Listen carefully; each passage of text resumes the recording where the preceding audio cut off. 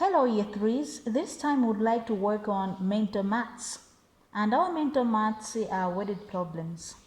So remember, when we're doing mental maths or worded problems, you look at all the things that we have covered. In a worded problem, you can either find a multiplication problem, addition, shapes, and all kinds of concepts that we have covered. So when you are listening to the problem, you need to think, is this sentence talking about shapes? Is this sentence talking about whether multiplication or division? So it requires you to think. That's why it's called mental maths.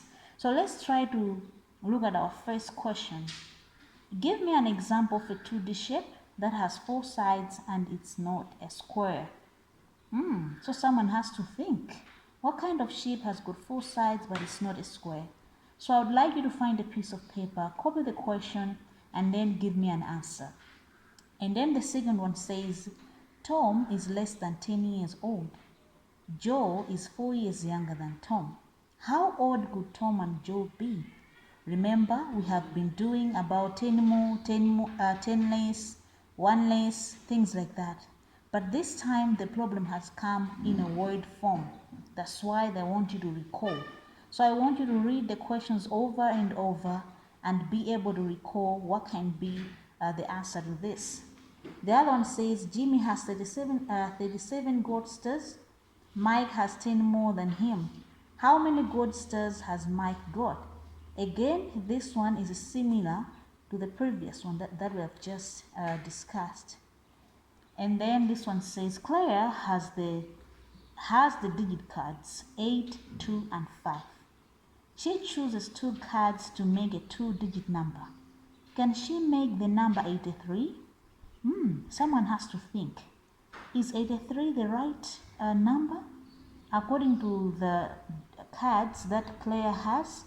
So someone has to think, and here they're saying that you have to explain your reasoning. If it's yes, why? If it's no, why? You have to explain. Then after that, they're asking you what 2-digit numbers can she make?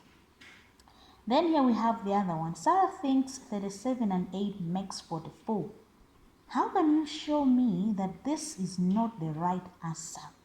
Again, here they are requiring us to think. We have learned all kinds of additional sentences, so someone has to think. Is Sarah right by saying 37 and 8 makes 44?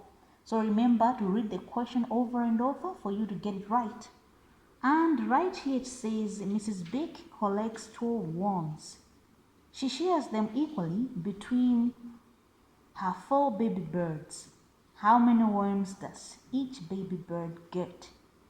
Wow, so someone has to think. Mrs. Big has 12 and 12 worms, and she's got 4 baby birds. So these 4 birds are supposed to get equal share from the 12 worms. So someone has to think what kind of number will each bird get. And lastly, we have this one which says Sanil counts in twos to 100. Everybody in year 3 knows how to count in twos.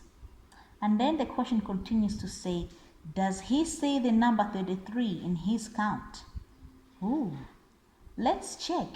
If your answer is yes, you have to explain your thinking. If it's no, explain again. All right, so I need you to copy these questions and write your answers. Make sure you think deeper. Make sure you read it over for you to understand it. I hope you're going to enjoy these mental maths. Thank you.